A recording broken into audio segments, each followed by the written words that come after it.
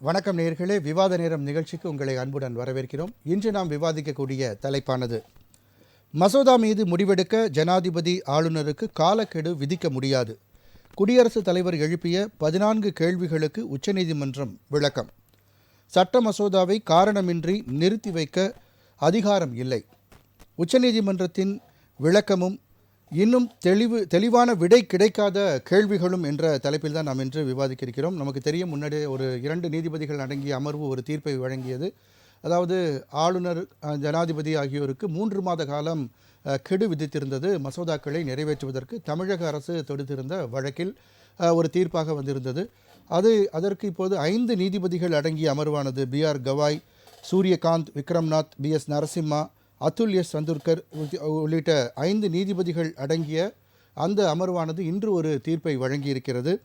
அதாவது முதலாவதாக ஆளுநர் தரப்பிலிருந்து பார்க்கும்பொழுது, ஆளுநர் ஒரு மாநிலத்தில் சட்டமன்றத்தில் நிறைவேற்றக்கூடிய அந்த மசோதாவை நிறுத்தி வைக்கக்கூடாது. தெளிவான காரணமின்றி அவர் அதிக நாட்கள் அதை நிறுத்தி வைத்திருந்தால் அதை மாநில அரசுக்கு திருப்பி அனுப்புவதாகத்தான் அது அர்த்தம் கொள்ளப்படும். எனவே அதை உடனடியாக என்ன காரணம் என்பதை பார்த்து அதை மாநில அரசுகளுக்குள்ளே பேசி தீர்த்து கொள்ள வேண்டும். ஆனால் அதே விஷயத்தில் ஜனாதிபதியிடம் சுப்ரீம் கோர்ட் கருத்து கேட்பதோ இதை நடைமுறை சாத்தியமற்றது, இது சட்டத்திற்கு புறமானது, அரசியலமைப்பு சட்டத்திற்கு புறமானது, ஒவ்வொரு முறையும் சுப்ரீம் கோர்ட் இதற்கான தலையீடுகள் பண்ண முடியாது என்பன போன்ற தீர்ப்பை அது வழங்கியிருக்கிறது. குறிப்பாக அந்த கடந்த தீர்ப்பில் வழங்கப்பட்ட 2 நீதிபதிகள் அடங்கிய தீர்ப்பில் வழங்கப்பட்ட தீர்ப்பில் மசோதாக்கள் நிறைவேற்றப்படாத அந்த மசோதாக்கள் சிறப்பு அதிகாரத்தை பயன்படுத்தி நிறைவேற்றப்பட்டதாக கருத முடியும் என்று தெரிவித்திருந்தது. இதற்கும் முடியாது என்று தற்போது இன்றைய தீர்ப்பு தெளிவுபடுத்துகிறது. அதாவது சிறப்பு அதிகாரத்தை பயன்படுத்தி அந்த மசோதாக்கள் நிறைவேற்றாத மசோதாக்கள் நிறைவேற்றியதாக கொள்ள முடியாது. அதுவும் அரசியலமைப்பு சட்டத்திற்கு எதிரான ஒன்று என்று தீர்ப்பு வழங்கியிருக்கிறது.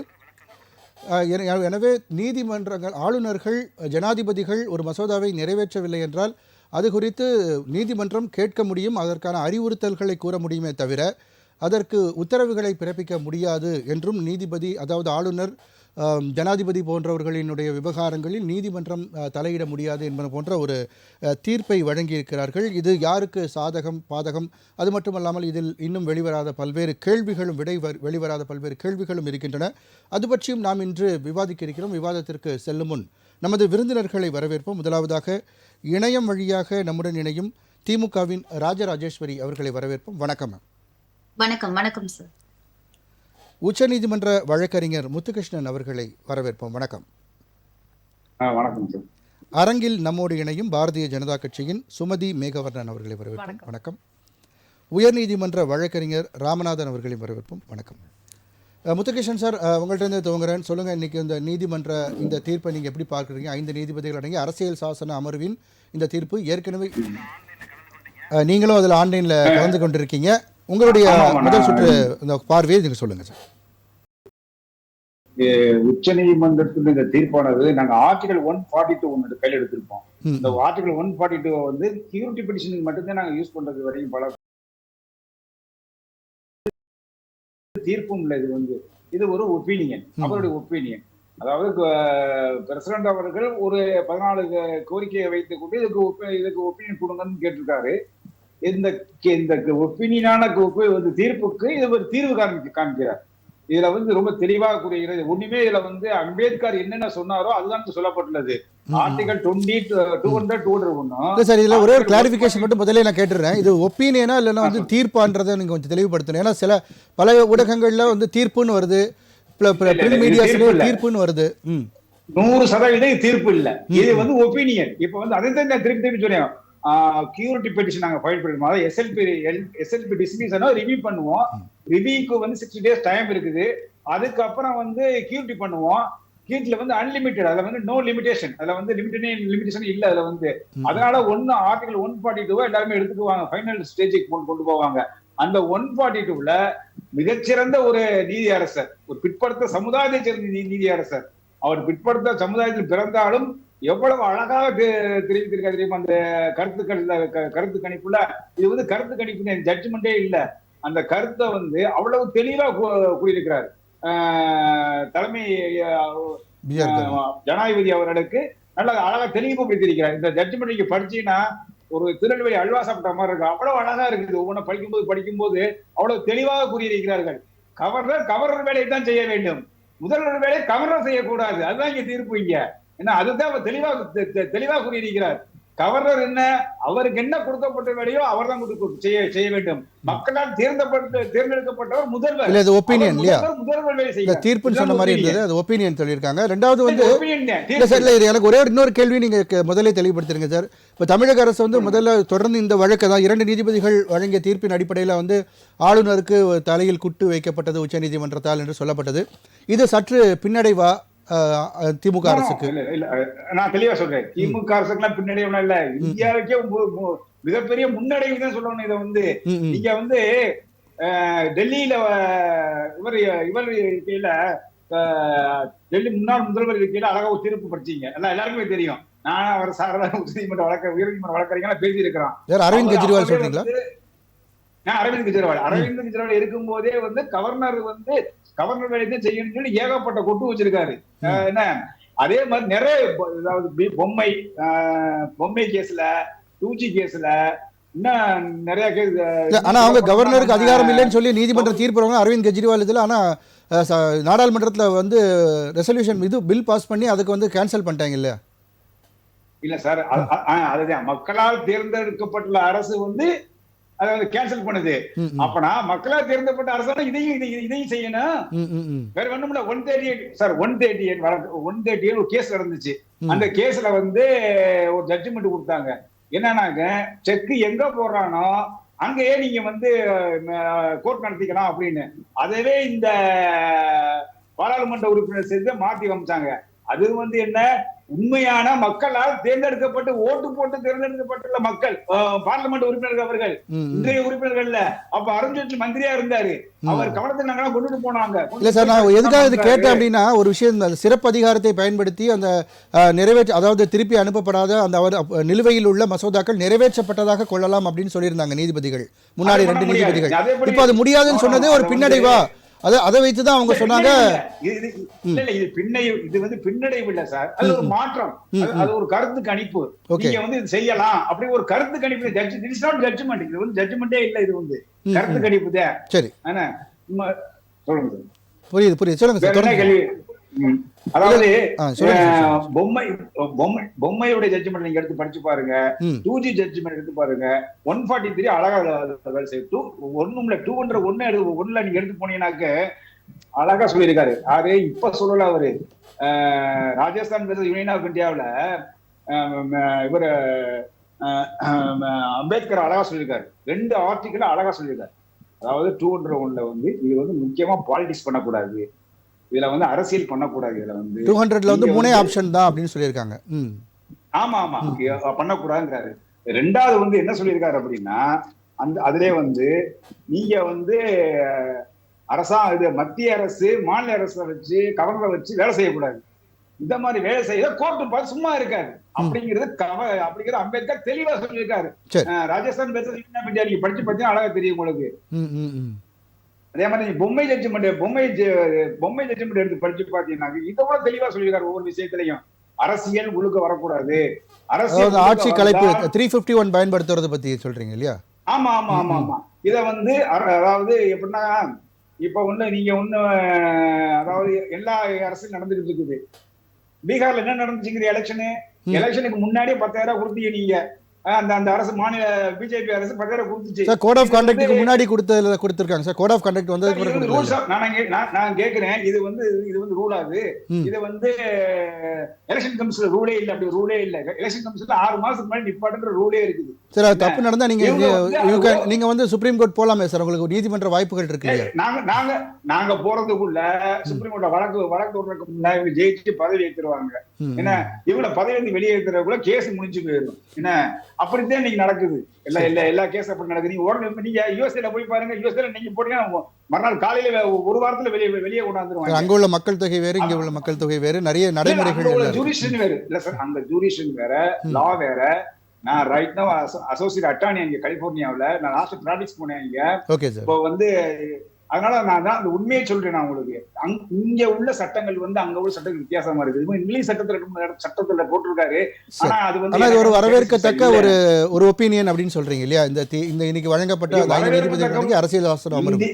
ஆமா இந்திய அரசியலமைப்பு சட்டத்துல மிகப்பெரிய மாற்றம் திருத்தம் கொண்டு வந்திருக்காரு. கண்டிப்பா சார், நம்ம தொடர்ந்து பேசுவோம்.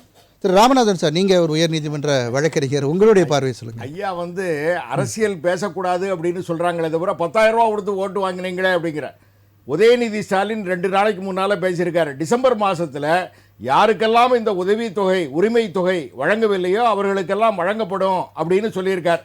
ஐயா அதை சரின்னு சொல்றாரா அல்லது 6 மாசத்துக்குள்ள டிசம்பர் மாசம் அப்படின்னு சொன்னா தமிழ்நாடு எலெக்ஷனுக்கு நிறைய இருக்கு, 4 மாசம் இருக்கு. மார்ச் மாசம் அனௌன்ஸ் பண்ணிடுவாங்க, ஏப்ரல் மாசம் அல்லது மே மாசம் எலெக்ஷன் வந்துடும்.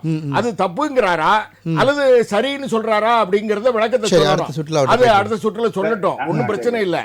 அதாவது ராஜேஸ்வரி மேம் பதில் சொல்லுவாங்க. ஆமா 10,000 ரூபாய் கொடுத்தாலும் சரி, அது வந்து அவர்கள் வேலை வாய்ப்பை தொடங்க வேண்டும். ஒரு சின்ன தள்ளுவண்டி கடையோ அல்லது ஒரு பூக்கடையோ பழக்கடையோ வைத்துக் கொள்ள வேண்டும் என்பதற்காக கொடுக்கக்கூடிய ஒரு வேலை வாய்ப்புக்காக. இப்ப அம்மா கொடுத்தாங்க, அம்மா ஆட்சியில ஆடு மாடுகள் கொடுத்தாங்க. சரி சார் ஃபர்ஸ்ட் டைம் முடியட்டும், நான் அடுத்து வரேன் உங்க கிட்ட. ஐயா சார் நான் வரேன் சார். இல்ல ஓகே, நான் சொல்லிட்டேன். ஆடு மாடுகள் கொடுத்தாங்க. ஒரு சின்ன கடை வைத்து டீ கடை வைத்து பிழைத்துக் கொள்ள வேண்டும் அப்படின்னு சொன்னா ஒரு 10,000 ரூபாய் கொடுக்கணும். சார் நான் முத்துகிருஷ்ணன் சார், நான் மறுபடியும் நான் உங்ககிட்ட வரேன் சார். இப்போ ஃபர்ஸ்ட் ரவுண்ட்ல பேசட்டும், அதுக்கு பிறகு நான் வரேன். அந்த மாதிரி ஆடு மாடுகள் கொடுப்பது அப்படின்னு சொன்னா அது ஒரு வேலை வாய்ப்பை கொடுக்கக்கூடியதற்காக அந்த 10,000 ரூபாய் கொடுக்கப்பட்டது. சரி சார், அதை பற்றி விளக்கம் ஃப்ரீபீஸ் தலைப்பு நம்ம தனியா இன்னொரு நாளைக்கு பேசலாம். ஐயா தொட்டு பேசினதுனால புரியுது. அதாவது குடியரசுத் தலைவர், அதாவது உச்ச நீதிமன்றத்திற்கு வந்து முதலேற்பு வழக்குகள், இப்ப நம்ம வந்து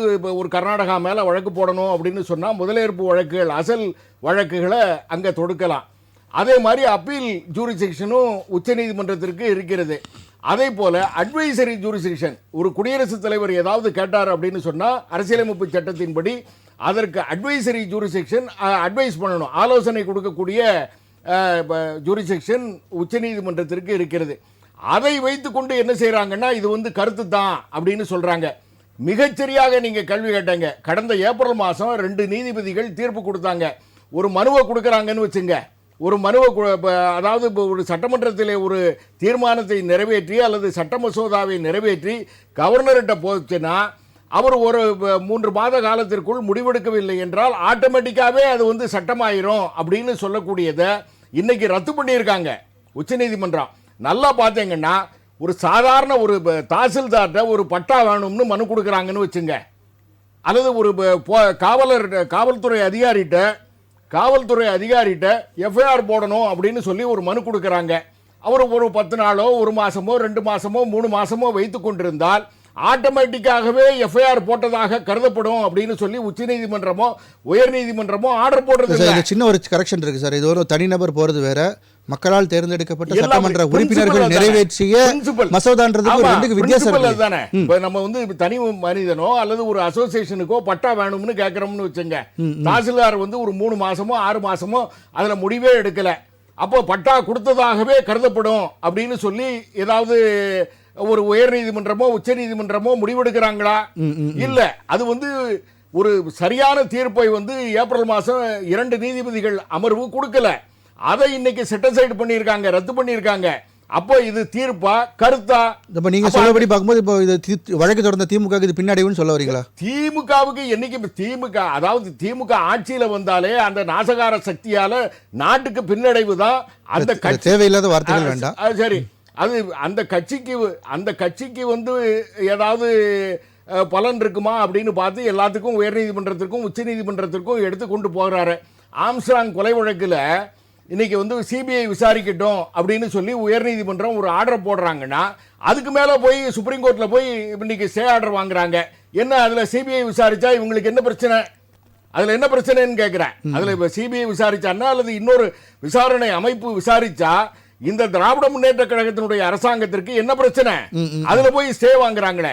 அதனால இந்த தீர்ப்பை பொறுத்தளவுல இது வந்து அந்த மாதிரி ஒரு ஆளுநருக்கு அல்லது குடியரசுத் தலைவருக்கு இவ்வளவு நாளைக்குள்ள நீங்க வந்து முடிவெடுங்க அப்படின்னு சொல்ல முடியாது. இப்ப கவர்னருக்கு இந்த சூதாட்ட தடை மசோதாவில் நிறைவேற்றி அனுப்பிச்சாங்க. இது மக்களால் சார் அவங்க தேர்ந்தெடுக்கப்பட்ட ஒரு சான்சஸ்க்காக போறாங்க நீதிமன்றத்துக்கு. இப்ப நம்ம வந்து காவல்துறை விசாரிச்சுட்டு இருக்கு. நீங்க இல்ல, இப்ப நீதிமன்றம் அனுமதி நீதிமன்றம் தானே அதை ஏத்துக்கிட்டு ரத்து பண்றாங்க. அதைத்தான் அப்ப அதுல வந்து ஒரு இது இருக்கு இல்லையா, ஒரு அதுதான் வாய்ப்பு இருக்கு இல்லையா இல்ல. உங்களுக்கு? ஏன்னு சொன்னா ஏன் உடனடியாக அந்த மாதிரி விசாரணைக்கு ஏத்துக்கிறாங்க அப்படின்னு சொன்னா மக்கள் சபைக்கு ஒரு மரியாதை கொடுக்கறாங்க. நீதிமன்றம் வந்து ஒரு சூதாட்ட தடை மசோதாவுக்கு இவங்க வந்து நெருக்கடி கொடுத்து அது கவர்னர் எனக்கு ஜூரிசிக்ஷன் இல்லைங்க, தமிழ்நாடு அரசாங்கத்துக்கு தமிழ்நாடு சட்டசபைக்கு இது வந்து ஜூரிசிக்ஷன் இல்ல, நீங்க கொடுக்க முடியாது அப்படின்னு சொன்னாலும் ஒரு நெருக்கடியை கொடுத்தாங்க. கண்டிப்பா சார், நீங்க ஒரு செக்ஷன் மட்டுமே பேசுறீங்க. இன்னொன்னு ஆளுநருக்கும் அறிவுரைகள் வழங்கப்பட்ட ஜனாதிபதிக்கும் நீங்க வந்து 3 சான்ஸா இருக்கு சொல்லுங்க. அதையும் சொல்லுங்க. ஒரு நிமிஷம் சொல்றேன். எல்லா சட்ட மசோதாக்களுக்கும் குடியரசுத் தலைவரோ கவர்னரோ கையெழுத்து போடணும்னு இல்ல. தமிழ்நாட்டுல அதாவது அண்ணா திராவிட முன்னேற்ற கழகத்தினுடைய அரசாங்கத்தில் கூட்டுறவு சங்க தேர்தல்கள் நடந்தது. அந்த கூட்டுறவு சங்கத்தினுடைய இயக்குநர்களுக்கு தலைவர்களுக்கு 5 ஆண்டுகள் காலவரை பதவி வைக்கலாம் அப்படின்னு சொல்லி ஒரு அதுதான் சட்டம். சரி, அதுதான் சட்டம். தேர்ந்தெடுக்கப்பட்டார்கள், அவர்களும் பதவிக்கு வந்தாங்க. இந்த திராவிட முன்னேற்ற கழகத்தினுடைய அரசாங்கம் வந்ததற்கு பின்னால அந்த 5 ஆண்டு காலத்தை 3 ஆண்டு காலம் தான் பதவி காலம் அப்படின்னு சொல்லி ஒரு சட்ட மசோதாவை நிறைவேற்றுறாங்க. இந்த சட்ட மசோதாவுக்கும் மக்கள் விரோத சட்ட மசோதாவுக்கும் கவர்னர் என்ன அதுக்கு ஒப்புதல் கொடுக்கணும்னு விரும்புறாங்க. திருப்பி அனுப்பிட வேண்டியதானே? சொல்றாங்க. அதுக்கு உங்களுக்கு அதிகாரம் இல்ல. இந்த மக்கள் விரோத சட்ட மசோதாக்கு நாங்க வந்து அங்கீகாரம் கொடுக்க முடியாதுன்னு ஒரு கவர்னர் சொன்னா அதை ஏற்றுக்கொள்ள அதுதானே மக்களால தேர்ந்தெடுக்கப்பட எப்படி ஆர்டிகல் அரசியலமைப்பு சட்டம் 356வது பிரிவை நீக்கணும்னு திராவிட முன்னேற்ற கழகம் சொல்றதுன்னா அதே மாதிரி தானே கூட்டுறவு சங்க மசோதாவில் 3 ஆண்டுகள்னு பதவி காலம் நீங்க குறைக்கிறீங்களா? இது சட்டவிரோதம் இல்லையா? Okay sir. அதனால இன்றைய தீர்ப்பு வந்து சரியான தீர்ப்புன்னு சொல்றீங்க. அது தீர்ப்பு தான். அது தீர்ப்பு தான். ஏனென்றால் 2 நீதிபதிகள் அமர்வில் கொடுக்கப்பட்ட தீர்ப்பை ரத்து செஞ்சிருக்காங்க. அது தீர்ப்பா கருத்தா? சரி, ரைட், ஓகே சார். நம்ம தொடர்ந்து பேசலாம். ராஜேஸ்வரி மேம், உங்களுடைய முதல் சுற்று கருத்தை சொல்லுங்க. அந்த திமுக தொடர்ந்த வழக்கில் இன்று அந்த சிறப்பு அதிகாரமானது ரத்து செய்யப்பட்டிருக்கிறது, இது தீர்ப்பு தான் அப்படின்னு சொல்றாங்க. உங்களுடைய பார்வை சொல்லுங்க. முதல்ல நிகழ்வுல இணைந்திருக்க அனைவருக்கும் வணக்கம். இப்ப நீங்க ஒரு நெறியாளர் இருக்கீங்க, இதுவே 2 நெறியாளர் இருந்தா நான் யாரை ஃபாலோ பண்றதுன்னு எனக்கே டவுட் வந்திருக்கும். அதனால உச்சநீதிமன்றத்தினுடைய நீதிபதிகள் என்ன சொல்றாங்கன்னா, ஒரு டிவில ஒரு நிகழ்வுல ஒரு நெறியாளர் இருந்தாதான் வழி நடத்த முடியும். இப்ப 2 பேர் உட்காந்து பேசிட்டு இருந்தீங்கன்னா அமைச்சரவையில் நீங்க சொல்றது கேட்பனா, நான் இன்னொரு நெறியாளர் சொல்றதை கேட்பனா, அதை தெளிவுபடுத்திருக்காங்க. அப்ப ஒன் லீடர், அந்த லீடரை வந்து அவங்க ஃபாலோ பண்ணணும். 2வது விஷயம் அவங்க சொன்னது என்னன்னா, அமைச்சரவை கூட நீங்க ஒத்துழைத்து போகணும். அமைச்சரவைகள், அதாவது ஒரு அமைச்சரவை இருக்குன்னா அது அவர்கள் யாருடைய பிரதிநிதி? மக்களுடைய பிரதிநிதி. உள்ளாட்சி இது போன்ற பல விஷயத்திலிருந்து மக்களுக்கு இருக்கக்கூடிய பிரச்சனைகளை வைத்து ஒரு மசோதாவை அவங்க கிரியேட் பண்றாங்க. அப்ப மக்களின் பிரதிநிதியாக ஒரு மசோதா அங்கு கையெழுத்திடப்படும் பொழுது அதை நேரா இவங்களுக்கு அனுப்பி வைக்கிறாங்கன்னா, இவங்க அமைச்சர்கள் கூட உட்கார்ந்து இவங்க அவங்க கூட ஆலோசனை பண்ணி ஒரு முடிவு எடுக்கணும். நல்லா கேட்டுக்கோங்க. 3 அதிகாரம் தான் இருக்குன்னு சொல்லிருக்காங்க. 4வது அதிகாரம் இல்லை. 3 அதிகாரம் என்ன? 1 ஒப்புதல் வழங்கணும், அல்லது அதை குடியரசுத் தலைவருக்கு அனுப்பணும், இல்லது பரிசீலனைப்பட திருப்பி அனுப்பணும். 4வதா வச்சிருக்கக்கூடிய வித் ஹோல்டிங், இந்த இடத்துலதான் எல்லாரை விட என்னுடைய கருத்து மாறுபட்டதா இருக்கு. என்ன அப்படின்னா, வித் ஹோல்டிங் இல்ல அப்படின்னு சொல்றாங்க அப்படின்னா அப்ப என்ன அர்த்தம்? நோ டைம் லைன் தான் அர்த்தம். அதை எப்படி டைம் இருக்குதுன்னு எடுத்துக்க முடியும்? இப்ப நான் உங்ககிட்ட என்ன சொல்றேன்னா, நீங்க ஒண்ணு எனக்கு சைன் பண்ணி அனுப்பலாம், அப்படி இல்லைன்னா இந்த தப்பா இருக்கு நீ பாத்துட்டு வான்னு சொல்லலாம், இல்லைன்னா நான் மேல அனுப்பலாம். இது அம்பேத்கர் எழுதிய, அதாவது அம்பேத்கர் இந்த சட்டத்தை எழுதும் பொழுதே as soon as possible எழுதினாரு. அதற்கு பின்பான இருக்கக்கூடிய விவாதங்கள் என்ன சொல்கிறது அப்படின்னா, அந்த as soon as possible க்கு என்ன டைம் லிமிட் அப்படினு கேக்குறாங்க. எந்த டைம் லிமிட்டும் இல்ல, வைக்க கூடாது. அதாவது உங்களுக்கு ஒப்புதல் இருக்கு, ஒப்புதல் இல்ல, அது எந்த மசோதாக வேணா இருக்கட்டும், ஆனா அந்த மசோதாக்கு டைம் லிமிட்டே கிடையாது. டைம் லிமிட் கிடையாதுன்னா நீங்க கிடப்புல போடணும்ங்கற அர்த்தம் கிடையாது. there is no time limit அப்படிங்கறத இன்னைக்கு தீர்ப்பாக வழங்கி இருக்கிறது உச்சநீதிமன்றம். தீர்ப்பு கூட கிடையாது, இது வந்து என்னன்னா ஒரு ரிவ்யூ.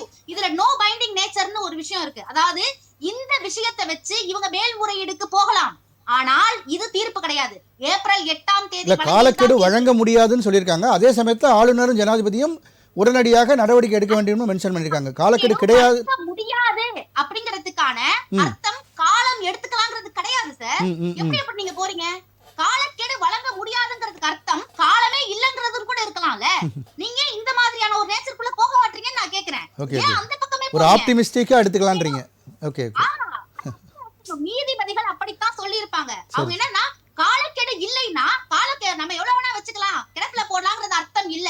காலம் கிடையாது, வேணும்னா வச்சுக்கோங்க, இல்லன்னா திருப்பி அனுப்புங்கறதா அதன் பின்னாடி இருக்கக்கூடிய நீதியும் ஒரு கான்டெக்ஸ்ட் அதான். ஓகே. ஆமா, கான்டெக்ஸ்ட். மேலும் நீதிபதி பர்திவாலா அவர்களும் ஆர் மகாதேவன் அவர்களும் கூறியதுல ஒரு மிக முக்கியமான விஷயம் இருக்கு. அவங்க என்ன சொல்லி இருந்தாங்கன்னா, we are not reading to the constitution ஒரு வரி போட்டிருப்பாங்க. எப்ப ஏப்ரல் 8ஆம் தேதி வந்த தீர்ப்பிலேயே அத அவங்க குறிப்பிட்டு அவங்க என்ன சொல்லிருக்காங்க, ரீடிங் டு தி கான்ஸ்டிடியூஷன் என்ன, இதை நாங்கள் கால நிர்ணயம் பண்ண முடியாது. அவங்க அந்த இடத்துல தெளிவா இருந்திருக்காங்க. அதை யாரும் சரியா படிக்கல.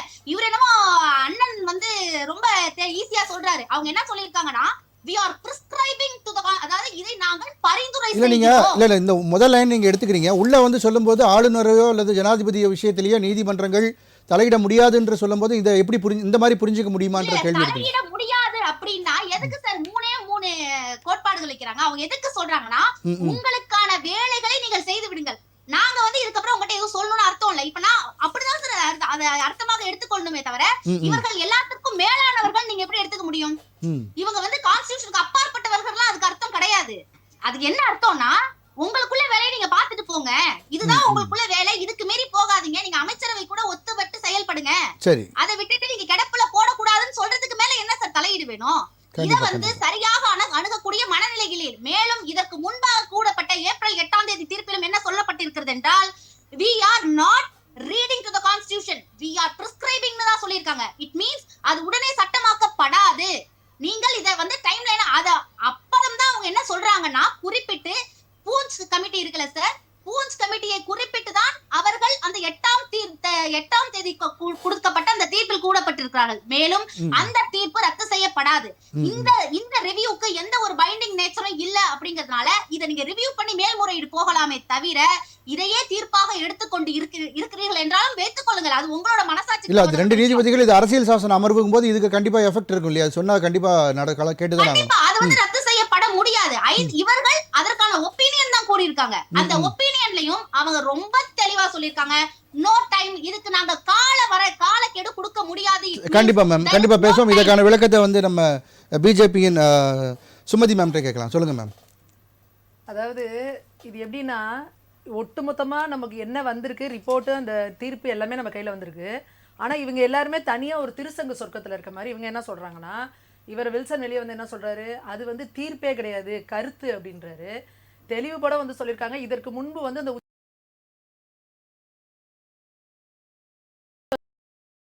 ஒரு வார்த்தை வந்திருக்கு. அப்ப அது என்ன அர்த்தம் அப்படின்றத அவங்க தான் சொல்லணும். அடுத்து ஒன்று சொல்றாங்க, நோ டைம் லைன் அப்படின்னாலே என்ன அர்த்தம் அப்படின்னாலே காலக்கெடு எடுத்துக்க கூடாதுன்னு ஒரு அர்த்தம். நீங்க அவர் மனசுக்குள்ள பூந்து பார்த்து சொல்றாங்க. அவங்க இந்த மாதிரியான திறமைகள்லாம் திமுக இருக்கிறவங்களுக்கு மட்டும்தான் வரும். ஏன்னா இங்க ஒட்டுமொத்த பேர் என்ன சொல்லிட்டு இருக்காங்க, திமுகவுக்கு கிடைத்த சம்மட்டி அடி, உச்ச நீதிமன்றம் இப்படி கேள்வி கேட்டிருக்கு. நீங்க செல்வப்பிரந்தகை வந்து இந்த தீர்ப்பு வரவேற்றிருக்காரு. இந்த திமுகவும் இவங்க கூட இருக்கிறவங்களும் பாத்தீங்கன்னா தனியா ஒரு திருசங்க சொர்க்கத்துல இருக்காங்க. இல்ல அவர் இந்த ஒரு பாயிண்ட் மட்டும், ஆளுநர் உடனடியாக அதை நிறைவேற்ற வேண்டும் அப்படின்ற மாதிரியான அந்த விஷயத்தை எடுத்து செல்வப்பிரந்தகை அதை வந்து வரவேற்றிருக்காங்க. ஆளுநருக்கு காலக்கெடு விதிப்பதுங்கிறது வந்து ஜனநாயக விரோதம்ங்கிற வார்த்தையை யூஸ் பண்ணிருக்காங்க. ஜனநாயக விரோதம். அரசியலமைப்பு சட்டத்துல குடியரசுத் தலைவருக்கும் குடியரசுத் தலைவரோட ரெப்ரசன்டேட்டிவ் வந்து ஆளுநர். இவங்க வாயை திறந்து அம்பேத்கர்ங்கிறாரு. அம்பேத்கர் தானே. அதே மாதிரி கோப்புகள் கிடப்பில் போடப்படுவது கூட்டாட்சி தத்துவத்துக்கு எதிரானதுன்ற ஒரு விஷயத்தையும் என்ன சொல்றாங்க, உங்களுக்கு வருதா ஒண்ணு நீங்க வந்து குடியரசுத் தலைவருக்கு அனுப்புங்க, அப்படி இல்லையா நீங்க அதை வந்து என்னன்னு அப்ரூவ் பண்ணுங்க, இல்லைன்னா திருப்பி அனுப்புங்க. அந்த ஹோல்டு பண்ற டைம் அப்படின்றதுக்கு இடத்துல தான் அவங்க போன முறை அதை சொன்னது, அந்த 3 மாச காலம்னு. அதை தான் தெளிவுடன் இந்த தடவை சொல்லியிருக்காங்க. ஆளுநரின் கையெழுத்தை உச்ச நீதிமன்றம் போட முடியாதுன்னு சொல்லியிருக்காங்க. இது யாருக்கு சம்மட்டி அடி, திமுகவுக்கா இல்ல ஆளுநருக்கா? இல்ல நாங்க என்ன கேக்குறோம்னா, இந்த மாதிரி ஒரு விஷயத்தை எடுத்துக்கிட்டு இது எதுக்காக, இது முழுக்க ஒரு டீவியேஷன் பாலிடிக்ஸ்க்கு வந்து திமுக யூஸ் பண்ணிக்கிட்டு இருக்கு. தமிழக ஆளுநர் மாணவர்கள் மத்தியில பேசும்போது சொல்றாரு, நான் வந்து வித்ஹோல்டிங் வச்சிருக்கேன், ரொம்ப நாளா நான் வந்து கிடப்புல போட்டா அதுக்கு அர்த்தம் வந்து அது நிறைவேற்ற மாட்டேன், அது நிறைவேற்றப்படாது அப்படின்னு அதுக்கு புரிஞ்சுக்கணும் அப்படின்னு மாணவர்கள் மத்தியில சொல்ற ஒரு ஆளுநர் அதை தமிழக அரசு கிட்ட கன்வே பண்றது இல்ல அப்படின்றத ஒரு கேள்வி. நாங்க என்ன சொல்றோம், நீங்க த்ரூ ப்ராப்பர் சேனல் அப்படின்றது ஒண்ணு இருக்குல்ல, நீங்க தமிழக அரசும் ஆளுநர்கிட்ட கம்யூனிகேட் பண்றீங்களா இல்லையா? இதே நீங்க எதிர்க்கட்சி அந்த என்ன பண்ணீங்க, சட்டையை கழிச்சுட்டு அதுக்கடுத்தால ஆளுநர்கிட்ட தானே ஓடுனீங்க. அப்ப வந்து ஆளுநர் வந்து உங்களுக்கு லெஜிஸ்லேட்டிவ் தான் தெரியுறாரு, அவர் வந்து அரசியலமைப்பு சட்டத்துல அவருக்கு ஒரு முக்கியமான ரோல் இருக்கு அப்படின்றது தெரியுது. அதே ஆளுங்கட்சியா வந்து ஆட்டுக்கு தாடியும் நாட்டுக்கு ஆளுநரும் தேவையில்லை அப்படின்றத ஸ்டாண்டை நீங்க எடுப்பீங்களா? அதான் நாங்க கேக்குறோம். எதிர்கட்சியா வந்தா தான் சட்டையை கிழிச்சுப்பாங்க, ஆளுங்கட்சியா வந்தா மக்கள் சட்டையை அப்போ நாங்க என்ன கேக்குறோம்னா, இங்க சட்டம் ஒழுங்கு சரியில்லை அப்படின்னா ஐயோ மத்திய அரசு நிதி கொடுக்கலையா அப்படிங்கிறது. என்னங்க பெண்கள் வீட்டை விட்டு வெளியில வர முடியலையா அப்படின்னு கேட்டோம்னா ஐயோ பாருங்க ஆளுநர் இப்படி நடந்துக்கிறாருன்னு சொல்றது. நேத்து வந்து பாருங்க ஒரு 12ஆம் வகுப்பு மாணவியை நடுரோட்ல வச்சு கத்தியால குத்தி கொல்றாங்க. என்னங்க பெண்கள் வெளியில தலை காட்ட முடியலன்னா இன்னைக்கு ஃபுல்லா அந்த ஆளுநர் இஷ்யூ எடுத்து பேசிட்டு இருக்கீங்க. அப்ப திமுக என்ன பண்ணிக்கிட்டு இருக்கு அப்படின்னா, தன்னோட நிர்வாக திறனற்ற ஒரு ஆட்சிக்கு முழுக்க முழுக்க டீவியேஷன் பாலிடிக்ஸ் தான் பண்ணிட்டு இருக்காங்க இந்த ஆளுநர் இஷ்யூ எடுத்து. அதே போல தமிழ்நாட்டுல எந்த ஒரு பிரச்சனை நடந்தாலும் சிபிஐ வரணும், ஒரு ஸ்பெஷல் இது எஸ்ஐடி வரணும்னா உடனே உச்சநீதிமன்றத்துக்கு ஓடுறீங்க. எஸ்ஐஆர் வேணும் இல்ல எஸ்ஐடிங்க ஐயா இப்ப சொன்னாரு. எங்க ஒருத்தர் பிரச்சனைக்கு தீர்வு விடனா ஆம்ஸ்ட்ராங் அவர்கள் கொலை வழக்காகட்டும், அண்ணா நகர் சிறுமியோட பாலியல் வழக்காகட்டும், கரூர் விவகாரமாகட்டும், நீங்க ஒன்னொன்னுக்கு உச்சநீதிமன்றத்துக்கு ஓடுறீங்களே. எத்தனை லட்சக்கணக்கான கோடிகளை வந்து நீங்க செலவு பண்ணிட்டு இருக்கீங்க ஒவ்வொரு தடவை. எவ்வளவு அதெல்லாம் யாரோட வரிப்பணம்? எதுக்கு நீங்க ஒன்னொன்னுக்கு உச்சநீதிமன்றத்துக்கு ஓடிட்டு இருக்கீங்க? அதுக்கு மக்களுக்கு இங்க உருப்படியான இது செய்யறதுக்கு என்ன எவ்வளவு விஷயங்கள் இருக்கு. அதை விட்டுட்டு முழுக்க முழுக்க ஒரு மடைமாற்றம். நீங்க என்னோட ஆளுநர் வந்து நீங்க உங்களுக்கு இதுக்கெல்லாம் பதில் சொல்லிட்டு இருக்க மாட்டாரு, ஏன்னா அவர் அரசியல் பேசக்கூடாது பண்ணக்கூடாது. அப்ப நீங்க யார் பதில் சொல்ல மாட்டோம், ஊர் கிழிச்சவன் பிள்ளையார் கோயிலுக்கு ஆண்டிங்கிற மாதிரி ஏதாவது ஒரு பிரச்சனையா தூக்குட ஆளுநரை போடுங்க அவங்கள போட்டு. இன்னைக்கு பாருங்க ஒட்டுமொத்த மீடியாக்களும் ஆளுநரை பத்தி டிபேட் பண்ணிட்டு இருக்கீங்க. அதை விட்டுட்டு இங்க எவ்வளவு பிரச்சனை நடந்துட்டு இருக்கு. கோவை மதுரையில மெட்ரோ இதுக்கு வந்து ஆளுநர் முதல்வர் வந்து ஒரு பொய்யே சொல்றாரு. இல்ல ஆனா ஆளுநர் இதுவரைக்கும் எந்த ஆளுநரும் பண்ணாத சில விஷயங்கள் இந்த ஆளுநர் RN ரவி அவர்கள் சனாதன சக்திகள் பத்தி பேசுறது, வள்ளலாரை வந்து ஒரு சனாதன சூப்பர் ஸ்டார் அந்த மாதிரி ஏதோ சம்திங் அந்த மாதிரியான வார்த்தைகள் சொல்வது, தொடர்ந்து இந்த வலியுறுத்தல்கள் இருக்கப்படுது. வள்ளலாரை பத்தி பேசக்கூடாதாங்க, வள்ளுவருக்கு காவி உடை அணிவிப்பது, இது போன்ற பல விஷயங்கள். வள்ளுவருக்கு என்ன ட்ரெஸ் போட்டிருந்தாருன்னு உங்களுக்கு தெரியுமா? திமுக வந்து தானே அந்த 1957 தானே நீங்க வந்து அந்த ட்ரெஸ் இது பண்ணி விட்டீங்க. அதுக்கு முன்னாடி என்ன ட்ரெஸ் போட்டிருந்தாங்க நீங்க பாத்தீங்களா? இங்க திருவள்ளூருக்கு கோயில் இருக்குல்ல, பொங்கலுக்கு வாழ்த்து அடிக்கும் போது தமிழ்நாடு தமிழகம் இதுல வந்து கன்ஃபியூஷன் பண்றது. தமிழகம்னு ஏங்க தமிழக அரசு தானே நீங்க போடுறீங்க, தமிழகம்னா தமிழ்நாடு இல்லையா? இதுதான் சொல்றேன். இந்த மாதிரி உப்பு இல்லாத மடைமாற்று அரசியலை நிறுத்திட்டு ஆக்கப்பூர்வமான அரசியலை வந்து திமுக செய்யணும். இன்னைக்கு ஆட்சி எப்படி நடத்துறதுன்னு தெரியல. விவசாயிகள் பிரச்சனையில இருக்கான். திமுக தொடர்ந்து குற்றச்சாட்டுவது ஆளுநர் அரசியல் செய்யறாரு. அரசியல் செய்யறா நீங்க பிஜேபில சேர்ந்து ஏன் நீங்க ஆளுநரா இருக்கீங்க? சனாதன சக்திகள்ங்கறீங்க. ஆளுநர் வந்து வள்ளலாரை பத்தி பேசுறது தப்பா? திருவள்ளுவரை பத்தி பேசுறது தப்பா? திருவள்ளுவருக்கு மயிலாப்பூர்ல கோவில் இருக்கு. கோவில்ல என்ன ட்ரெஸ் போட்டுருக்காங்க சாமிக்கு? நீங்க சொல்லுங்க. அப்ப வள்ளுவர் என்ன மதத்தை சேர்ந்தவர் அவரு? நீங்க எது உண்மையோ அதை சொல்றவன வந்து சனாதன சக்திகள்னு நீங்களே ஒரு முத்திரை குத்தினீங்கன்னா அவர் பாட்டுக்கு அவரோட வேலையை செஞ்சுட்டு இருக்காரு. வள்ளலார் ஜெயந்தியில வள்ளலாரை பத்தி பேசுறாரு, திருவள்ளுவருக்கு அதை பத்தி பேசுறாரு, பாரதியார் வந்து பாரதியார் பத்தி பேசுறாரு. ஒரு தேசியவாதியா ஒரு ஆளுநர் எப்படி இருக்குன்னு நினைக்கிறீங்க? உங்களை மாதிரி பிரிவினைவாதம் பேசிக்கிட்டு இந்தியா வேற தமிழ்நாடு வேற இப்படிலாம் பேசணும்னு ஆளுநர் நினைக்கிறீங்களா? என்னங்க நீங்க நினைக்கிறீங்க? ஆளுநர் எந்த இடத்துல திமுக தொடர்ந்து கேக்குறாங்க. அவர் ஒரு பிஜேபி மாநில தலைவரா ரியாக்ட் பண்றாரு. இது வரைக்கும் எந்த ஆளுநரும் இந்த மாதிரி பண்ணல. உங்களோட கற்பனை பயம். ஆளுநரை பார்த்து பயப்படுறாங்க. இதே நீங்க எதிர்க்கட்சியா இருக்கிறப்ப எதுக்கு ஆளுநர்ட்ட ஓடுனீங்க? எதுக்கு மனு தூக்கிட்டு ஆளுநர்ட்ட ஓடுனீங்க? அவங்க தான் மத்திய அரசோட இங்க மாநில தலைவரா தானே வேலை பார்த்துட்டு இருக்காங்க. அது எதிர்க்கட்சியா இருக்கப்ப உங்களுக்கு தெரியலையா? அப்ப எதுக்கு இன்னொரு விஷயமும் சொல்லப்படுது, பிஜேபி வந்து ஆளாத மாநிலங்கள்ல ஆளுநரை வைத்து அவர்கள் கண்ட்ரோல் பண்றாங்க அப்படின்ற மாதிரியான விஷயங்கள் சொல்லப்படுது. எப்பவுமே இது வந்து இங்க ஆளுங்களை வந்து இதுல இருக்கிறவங்களுக்கு இது வந்து அவங்களுக்கு ஏதாவது ஒரு சப்பக்கட்டு கட்டணும், ஒரு பிரச்சனை பண்ணணும்னா போறது ஆளுநர்கிட்ட. இந்த பிரச்சனை வந்து காலமா திமுக பண்ணிக்கிட்டே இருக்கிறது தான். பன்வாரிலால் புரோஹித் அவர்கள் இருந்தப்பலாம் அவங்க எந்த அளவுக்கு ஹை லெவல்ல போய் பண்ணாங்கன்றதெல்லாம் நம்ம எல்லாரும் பார்த்திருக்கோம். அதனால திமுக வந்து இந்த மாதிரி டீவியேஷன் பாலிடிக்ஸ் விட்டுட்டு ஆக்கப்பூர்வமா மக்களுக்கு என்ன பண்ணணும்ன்றத முதல்ல யோசிக்கணும். இது முழுக்க முழுக்க மடைமாற்று அரசியலை தவிர வேற ஒண்ணுமே கிடையாது. உச்சநீதிமன்றம் இந்த முறை திமுகவுக்கு ஒரு சம்மட்டி அடி கொடுத்திருக்கு. கண்டிப்பா மேம். அடுத்து முத்துகிருஷ்ணன் சார், இப்போ நீதிமன்றம் வந்து இன்னைக்கு கொடுத்திருக்கிற தீர்ப்புல வந்து மீண்டும் அதாவது இப்போ ஆளுநரால் திருப்பி அனுப்பப்பட்ட மசோதா மீண்டும் சட்டமன்றத்தில் நிறைவேற்றி அனுப்பப்பட்டால் அது உடனடியாக நிறைவேற்றப்பட வேண்டும் அப்படின்னு இருக்கு இல்லையா? அது குறித்து என்ன சொல்லியிருக்காங்க சார்? இங்க இப்பவும் நான் சொல்றேன் உங்களுக்கு, இது வந்து தீர்ப்பு தான், இது வந்து ஜட்ஜ்மெண்ட்லாம் இல்ல. அதாவது ஒப்பீனியன் தான் சொல்றீங்க. ஜட்ஜ்மெண்ட் ஒப்பீனியன், அது வந்து ஜட்ஜ்மெண்ட். சரி, ஜட்ஜ்மெண்ட்டையும் தீர்ப்பையும் குழப்ப இவங்க இங்க சுமதி மேம் சொல்லும்போது இது தீர்ப்பு தான் அப்படின்னு சொல்றாங்க. நீங்க இப்படி சொல்றீங்க, அதுவே ஒரு முடிவா? இல்ல நீங்க வேற ஒண்ணும் இல்ல. நீங்க அந்த ஜட்ஜ்மெண்ட்டுடைய ஒப்பீனியன் கொடுத்திருக்காங்க. ஒப்பீனியன் தான் கொடுத்திருக்காங்க. Report of opinion article 1. இப்போ ஒரே ஒரு செகண்ட் சார், இப்போ அந்த 2 நீதிபதிகள் கொண்ட தீர்ப்பு, 2 நீதிபதிகள் கொடுத்த அந்த தீர்ப்பு வந்து இது செல்லாது, அதாவது சிறப்பு அதிகாரத்தை ரத்து செய்ய வேண்டும், அந்த இது செல்ல முடியாது அப்படின்னு சொல்லும்போது இதை தீர்ப்பா தான் பார்க்க முடியும் அப்படின்றது அவங்களுடைய வாதமா இருக்கு. இல்ல அது வந்து அவங்களுடைய ஒப்பீனியன். இது அவங்க சொல்றாங்க, அது அவங்களுடைய ஒப்பீனியன். சரி, அதாவது 2 பேர் சொன்னது ஜட்ஜ்மெண்ட்ங்கிறது வேற, ஒப்பீனியன் தெரியும். இந்த உங்களுடைய பாலிடிக்ஸ் எனக்கு தெரியாது. இது வந்து பாலிடிக்ஸ் தெரியாதுன்னு சொல்லிட்டு நீங்க நிறைய பாலிடிக்ஸ் பேசிட்டீங்க சார். சார் ஆர்டிகல் இல்ல ஆர்டிகல் 142 வந்து ஒப்பீனியன் கொடுக்க முடியும். ஏன்னா ரவி வந்து ஒரு சிறந்த மாமனிதருங்க. அவர் நீங்க சொல்ற மாதிரி கவர்னரா ஏதோ கவர்னர் ஆகி இங்க வந்துட்டு மாட்டிக்கிட்டாரே ஒழிய ஒரு நல்ல மனிதர். அதாவது ஒரு ஆன்மீகவாதி, ஆன்மீக சிந்தனைவாதி, அந்த இதுதான் மாற்றம் இல்ல. அதாவது அவருடைய எக்ஸ்போஸ் வந்து பாலிடிக்ஸ்ல வரும்போதே எல்லாருமே வெறுக்கிறாங்க, அவரை வெறுக்கிறாங்க. நாங்க வந்து சட்டத்தை வெறுக்கிறோம். சட்டத்தை முறையா தமிழ்நாட்டுல இருந்து எல்லாருமே அவர் RN ரவி இல்ல RSS ரவின்னு சொல்லி விசிக சார்பாகவும் பல கட்சிகள் சார்பாகவும் சொல்லப்படுது.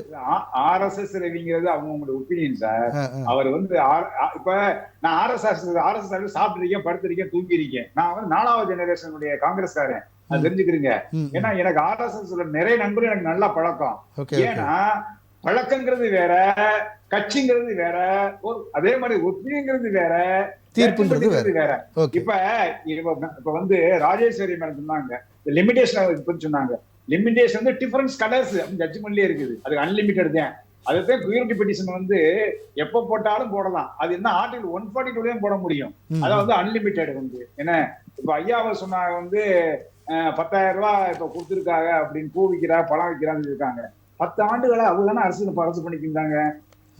10,000 கொடுக்கும்போது நான் ரொம்ப சந்தோஷப்பட்டேன். ஐயோ பீகார் மக்களுக்கு 10,000 ரூபாய் கிடைச்சிருச்சே அப்படின்னு ரொம்ப சந்தோஷப்பட்டேன். இங்க டெய்லி 10,000 கிடைக்குது தமிழ்நாட்டுல. அது உங்களுக்கு தெரியாது. ஏன்னா அதனால வந்து நீங்க இல்ல அதெல்லாம் வித்தவுட் ஸ்கீம் நடக்குது.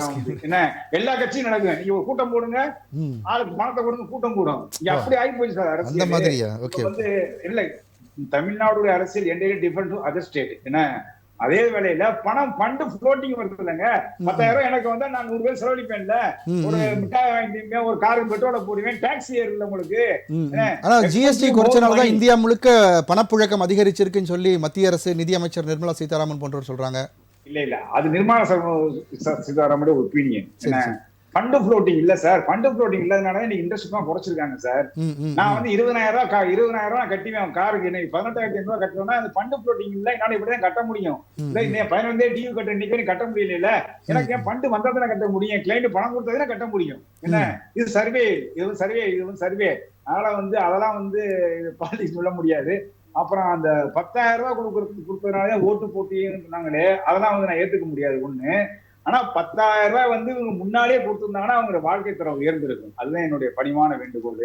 ஏன்னா அவங்க மேலும் 10,000 ரூபாய் மாசம் கொடுத்தாங்கன்னா சந்தோஷப்படுற முதல் இந்திய நானாத்தான் இருப்பேன். ஏன்னா அவர்கள் வறுமையை கோட்பட்டு ஸ்டேட் விட்டு ஸ்டேட் வந்து இங்க வந்து கஷ்டப்படுறேன். மகாராஷ்டிரா அடிச்சு துரத்துறாங்க. ஏன்னா நான் ஒவ்வொரு ஸ்டேட்லயும் ஒவ்வொரு விதம் நடந்துகிட்டு இருக்கு. ஏன் 10 ஆண்டு காலமாக இந்த பீகார்ல எவ்வளவோ பண்ணிருக்காமே, எத்தனையோ ஃபேக்டரி உருவாக்கி இருக்காமே, எத்தனை வேலை வாய்ப்பு திட்டத்தை உருவாக்கி இருக்காங்க. சார் இப்போ வந்து உச்ச நீதிமன்ற தீர்ப்பு அல்லது விளக்கம் இப்போ மாநில அரசுகளுக்கு எந்த மாதிரியான ஒரு தாக்கத்தை ஏற்படுத்தும் உங்களுடைய கருத்து என்ன சார்? இப்ப வந்து இந்த ஜட்ஜ்மெண்ட் 2 ஜட்ஜ்மெண்ட் சார் ஃபேஸ் பண்ணி இருக்குது. ஆர்டிகல் 201, 200, 143 எல்லாமே 2 ஜட்ஜ்மெண்ட் தான். ஏன்னா வேற எந்த நீங்க கொண்டு அதெல்லாம் கன்ஃபியூஸ் பண்ணிக்க வேணாம். 2G எடுத்துக்கிறீங்க ஒண்ணு, இன்னொன்னு வந்து காங்கிரீட் ட்ரிபியூனல் எடுத்துக்கிறீங்க. காங்கிரீட் ட்ரிபியூனல் வந்து ஜூரிஸ்டிக்ஷன் சேஞ்ச் ஆகுது. அதுக்காக வந்து பிரசிடென்ட் ரூல் தேவைப்படுது அந்த இடத்துல. நான் காங்கிரீட் ட்ரிபியூனல் 5 வரைக்கும் அலைஞ்சிருக்கேன். அந்த ட்ரிபியூனல் ஓடி என் சீனியர் பார்த்தாரு. ஏன்னா எனக்கு அதை பத்தி ஃபுல்லா தெரியும். நீங்க வந்து 2G எடுத்துக்கிட்டீங்கன்னா நரிமன் அழகா ஜட்ஜ்மெண்ட் சொல்லியிருக்காரு. என்ன ஏரியா வைஸா நீங்க டிவைடிங் பண்றப்ப கவர்னருடைய ரூல் பிரசிடென்ட் ரூல் தேவைப்படுது அப்படிங்கிறாரு. நீ அதே சமயத்துல இந்த 200ல வந்து பொம்மை ஜட்ஜ்மெண்ட் என்ன சொல்றாரு அப்படின்னாக்க அரசியல் வரும். இதுல அம்பேத்கர் நான் சொல்ல அம்பேத்கர் அழகா சொல்லியிருக்காரு, அரசியல் வரும், பாலிடிக்ஸ் பண்ணாதீங்க அப்படின்னு தெளிவா சொல்லியிருக்காரு 200ல. இதுதான் உங்களுக்கு ஒரு அடுத்து என்ன பண்றாரு 201ல என்ன சொல்றாரு அப்படின்னாக்க அந்த மத்திய அரசானது மாநில அரசை பயன்படுத்தும். யாரை பயன்படுத்தும்? கவர்னரை பயன்படுத்தும். கவர்னரை பயன்படுத்தி சில பிரச்சனைகளை உண்டு பண்ணும். அந்த பிரச்சனையை பார்த்து கோர்ட் சும்மா இருக்காது. நான் சொல்லல, அது கோர்ட் சொல்லல, அம்பேத்கர் சொல்லிட்டு போயிருக்காரு. ஏன்னா நீங்க அந்த பாராகிராஃப் 66 வரும். அது வந்து நீ சொன்ன வேகத்துல வேகமா படிச்சேன், படிக்க முடியுச்சு என்னால. ஏன்னா நேரம் கிடைக்கல. அதனால வந்து அந்த ஆர்டிக்கல் எல்லாமே கரெக்டா இருக்கு சார். இதனால வந்து மிகப்பெரிய மாற்றமும் இல்ல, தெளிவும் இல்ல, ஒண்ணுமே இல்ல. இது வந்து அவன் வேலையை அவன் ஒழுங்கா இல்ல கண்டிப்பா சார். இப்போ பிஜேபி ஆளாத மாநிலங்கள்ல ஆளுநர்களுக்கு இந்த மாதிரியான இந்த தீர்ப்பு வந்து எப்படி ஒரு அவங்களுக்கு ஒரு ஃபேவரா இருக்குமா, மாநில அரசுகளுக்கு ஃபேவரபிளா இருக்குமா, எப்படி இருக்கும்? நீங்க சொல்ற தப்பு. பிஜேபி ஆளுது, காங்கிரஸ் ஆளுது, வேற திராவிட கட்சி. சரி, ஒட்டுமொத்தமா மாநில அரசுக்கு என்ன மாதிரியான ஒரு நன்மைகள் விளையும் சார் இந்த தீர்ப்பால அல்லது ஒரு விளக்கத்தால? மாநில அரசு மாநில அரசுடைய மக்களால் தேர்ந்தெடுக்கப்பட்ட முதல்வர் வேலையில் கவர்னர் வந்து தலையிட முடியாது. ஒண்ணு ஏன்னா கவர்னர் கொடுக்கக்கூடிய அந்த அந்த மசோதாக்கள், அது என்ன சொல்ற தமிழ்ல, அந்த இதை வந்து சட்ட முன்வடிவு, ஆமா தமிழ்ல சட்ட முன்மொழிவை வந்து முன்வடிவு மசோதா, ஓகே, ஆமா, அத ஒழுங்கா பயன்படுத்திக்கிறேன்னு பிரசிடண்ட் என்ன கமாண்ட் கொடுக்குறாரோ அதைத்தான் பார்க்கணுமே ஒழிய மத்த தேவையில்லாத போகக்கூடாது. ஏன்னா நம்ம அன்பு சகோதரி அவர்கள் கவர்னரா இருந்தாங்கல்ல தமிழிசை, அவங்க என்னென்னமோ பண்ணாங்க, ஆந்திராவில பண்ணாங்க, பாண்டிச்சேரியில பண்ணாங்க, அவங்க என்ன பண்ணாங்க, என்ன நமக்கு சகோதரி அவளை ஒண்ணுமே பேச முடியாது அவளை பத்தி. இருந்தாலும் வந்து மக்களோட மக்களாக இணைந்து வேலை செய்கிறாரு. அதெல்லாம் நீங்க பாக்கணும். நீங்க என்ன அந்த மாதிரி பாக்குறது தவறு இல்ல. அரசாங்கத்துக்கு எதிர்ப்ப வேலை பார்க்கக்கூடாது, அதுதான் முக்கியம். இங்க தமிழகத்துக்கு எதிர்த்த வேலை பார்க்கறதுனால பெரிய பல சிக்கல். இல்ல இப்ப கிரண்பேடி அவர்களுமே வந்து புதுச்சேரி மாநிலத்துல நிறைய நேரடியா தலையிட்டு நிறைய விஷயங்கள் பண்ண ஆரம்பிச்சாங்க. அதே மாதிரி பன்வாரிலால் புரோஹித் நினைக்கிறேன் பல எல்லா பக்கமும் மாநிலம் முழுக்க சுற்றுப்பயணம் மேற்கொண்டாரு. சார் கிரண்பேடி வந்து அரசியல்வாதி இல்ல, ஒரு ஐபிஎஸ் ஆபீசர். அவனுக்கு என்ன தெரியும் உங்களுக்கு? இதுல கூட லீவ்ஸ் ஐபிஎஸ் தெரியாது. ஐபிஎஸ் அரசியல் வந்து எதுவும் தெரியாதுன்னு சொல்ல வரீங்க சார்? அண்ணாமலை வந்து நல்ல மனிதர், அவருக்கு அரசியல் பண்ண தெரியல. அவருக்கு அரசியல் பண்ணியிருக்காருனாக்க என்ன காலில் விழுகுது கையில விழுகுது அந்த டைலாக் பண்றதெல்லாம் தெரிஞ்சுக்கணும். ஐபிஎஸ் ஆபீசருக்கு வந்து ஸ்ட்ரெயிட் ஃபார்வர்டு, அவங்க அப்படித்தான் இருக்குன்னு நினைப்பாங்க. ஆனா அது முடியாது. தமிழ்நாட்டுல ஒண்ணுமே முடியாது. அது வந்து ஏன்னா தமிழ்நாட்டு மக்கள்லாம் நல்ல மனிதர்னு சொல்லியே அப்படியே அவங்கள வந்து அப்படியே இது பண்ணிடுறீங்க சார் நீங்க. இல்ல வாழைப்பழத்துல ஊசி ஊத்துற மாதிரி இல்ல. உண்மையை தானே சார் சொல்ல முடியும், பொய் சொல்லக்கூடாதுல்ல. ஓகே சார், ஓகே, கண்டிப்பா சார் நம்ம தொடர்ந்து பேசுவோம். அடுத்த சுற்றுல என்ன விரிவா பேசலாம் sir. Sir Ramanathan sir, sir சொல்றது இது வந்து தீர்ப்பே இல்லை, இது ஒரு விளக்கம் தான்றதை மறுபடியும் அவர் வலியுறுத்துறாரு. அதாவது உச்ச நீதிமன்றத்தினுடைய இன்னைக்கு வந்து அது கருத்து அப்படின்னு சொன்னால் ஒரு பாசிங் ரெஃபரன்ஸாக, அதாவது ஒரு உயர்நீதிமன்றத்திலேயோ உச்ச நீதிமன்றத்திலேயோ ஏதோ கேள்வி கேட்குறாங்க, வக்கீல்கள் பதில் சொல்கிறாங்க, அல்லது பார்ட்டியை கேள்வி கேட்குறாங்க, பதில் சொல்கிறாங்கன்னா அது பாசிங் ரெஃபரன்ஸு, அது வந்து கருத்துன்னு சொல்லிடலாம். இன்னைக்கு கொடுக்கக்கூடியது வந்து ஒரு தீர்ப்பாக, இது வந்து லா ஆஃப் த லேண்ட். நீங்களும் ஒரு வார்த்தை சொன்னீங்க முதல்ல, இந்த அட்வைசரி ஜூரிடிக்ஷன் அப்படின்னு சொன்னீங்க. அப்ப இது அதுல வருமா? ஆமா, அதுதான் அட்வைசரி ஜூரிடிக்ஷன்ல தான். அப்ப இது அட்வைஸா தான பாத்துக்க முடியும். அட்வைஸா பாக்குறாங்கன்னா இதுதான் லா ஆஃப் த லேண்ட். நீங்க நாளைக்கு வந்து ஏதாவது ஒரு மாநிலத்துல, தமிழ்நாட்டில் இல்ல, ஒரு கர்நாடகத்திலேயோ ஒரு மராஷ்டிரத்திலேயோ ஒரு 2 மாதங்கள் 3 மாதங்கள் ஒரு சட்ட முன்வடிவை வந்து நிறைவேற்றி கவர்னருக்கு அனுப்புறாங்கன்னு வச்சுங்க. உயர்நீதிமன்றத்துக்கு போய் நீங்கள் வந்து இப்போ இது சட்டமாகவே கொல்லப்படும் அப்படின்னு சொல்லி உச்சநீதிமன்றம் சொன்னாங்களே, அதை மாதிரி ஏதாவது மாநில உயர்நீதிமன்றத்துக்கு போனாங்கன்னா அன்னைக்கே தள்ளுபடி பண்ணுவாங்க அதை. ஏனென்றால் அந்த உத்தரவை வந்து இன்னைக்கு ரத்து பண்ணியிருக்காங்க. அது மாதிரி இப்போ நீங்கள் வந்து சீக்கிரமாக முடிவெடுங்க அப்படின்னு ஒரு டைரக்ஷன் கொடுக்கணும் கவர்னருக்கு அல்லது குடியரசுத் தலைவருக்கு வந்து ஒரு டைரக்ஷன் கொடுக்கணும் அப்படின்னு சொன்னால் அதெல்லாம் தள்ளுபடி பண்ணுவாங்க. இது தட் இஸ் இன்னைக்கு கொடுக்கப்பட்டிருக்கிற தீர்ப்பு லா ஆஃப் த லேண்ட். இன்னைக்கு இந்தியாவினுடைய அனைத்து பகுதிகளிலையும் அனைத்து உயர்நீதிமன்றங்களுக்கும் இது செல்லுபடியாகக்கூடிய ஒரு தீர்ப்பு. அதாவது நீங்கள் வந்து ஒரு நல்லவராக இருந்தால், வல்லவராக இருந்தால், சிறப்பானவராக இருந்தால், அவர் RSS அதிகமாக காலக்கெடு எடுத்தாங்கன்னா நீதிமன்றத்தை அணுகலாம் அப்படின்னு சொல்லியும் இல்லை, அது வந்து காலக்கெடுனா சார்.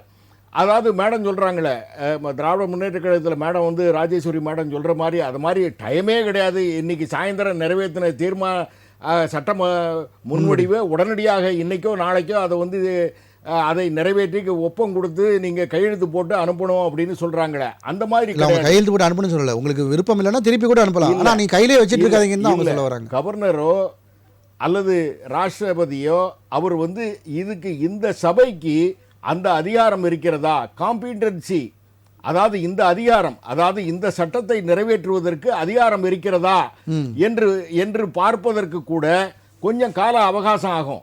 நீங்கள் வந்து இப்போ அந்த பல்கலைக்கழக மசோதாவில் ஏற்கனவே ஒரு அண்ணா திராவிட முன்னேற்ற கழகத்தினுடைய அரசாங்கத்தில் அந்த கவர்னருக்கு அந்த அதிகாரம் இருக்கக்கூடாது, முதலமைச்சருக்கு தான் அதிகாரம் இருக்கணும் அப்படின்னு சொல்லும்போது கலைஞர் அவர்கள் அதை கண்டித்து நெஞ்சுக்கு நீதியிலையும் கடிதம் எழுதியிருக்கிறார், முரசொலியிலையும் உடன்பிறப்பே அப்படின்னு கடிதம் எழுதியிருக்கிறார். கலைஞரனுடைய விருப்பத்திற்கு மாறாக இன்னைக்கு திராவிட முன்னேற்ற கழகத்தினுடைய அரசாங்கம் பல்கலைக்கழக மசோதாவை கொண்டு வந்து அது முதலமைச்சருக்கு தான் அந்த அதிகாரம் இருக்கணும், கவர்னருக்கு இருக்கக்கூடாது அப்படின்னு சொன்னா அந்த காம்பிடன்சி ஆஃப் ஜூரிஸ்டிக்ஷன் இருக்கு பாருங்க, அதாவது இந்த அதிகார வரம்பு இந்த சட்டமன்றங்களுக்கு உள்ளதா என்பதை நிலைப்பாடுகள் காலச்சூழலுக்கு தகுந்த மாதிரி மாறும் சார். அதுக்காக அது சொன்னாங்க. கருத்து எங்க கருத்து இல்ல அப்படின்னு நீங்க சொல்லிருங்க, நாங்க பேசுறதை விட்டுறோம். அந்த கருத்தை நீங்க கலைஞர் வழி நடப்போம், அண்ணா வழி நடப்போம் அப்படின்னு சொல்லிக்கொண்டு கலைஞருக்கு விரோதமாக ஒரு சட்ட மசோதாவை கொண்டு வந்தா அதை எப்படி கேட்காம இருக்க முடியும்? காலப்போக்கில் நாங்க இது வந்து கொள்கை நிலைப்பாடு. காம்பிடன்சி ஆஃப் ஜூரிஸ்டிக்ஷன் இருக்கு பாருங்க, அதை வந்து சரிபார்த்து கொள்வதற்கு ஒரு வக்கீல்களிடம், அவருக்கு உண்டான வக்கீல்களிடம் அதை வந்து சரிபார்த்து கொள்வதற்கு, ஆலோசனை பெறுவதற்கு ஒரு கவர்னருக்கு அதிகாரம் இருக்கிறது. ராஜேஸ்வரி மேம், கலைஞருடைய வழியில நடக்கும்னு சொல்லிட்டு அவருடைய பிரின்சிபல்ஸே பின்பற்றலன்ற ஒரு குற்றச்சாட்டை வைக்கிறார்.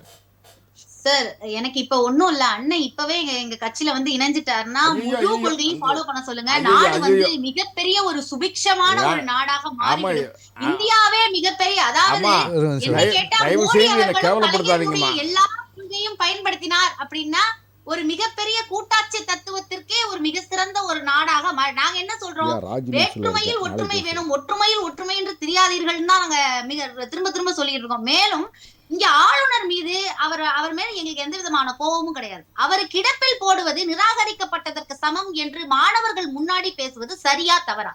அப்படி உங்களுக்கு கொடுக்கப்பட்ட ஒரு அதிகாரத்தை துஷ்பிரயோகம் பண்ணும்படி பல செயல்களில் அவர் ஈடுபட்டு இருக்கிறார்.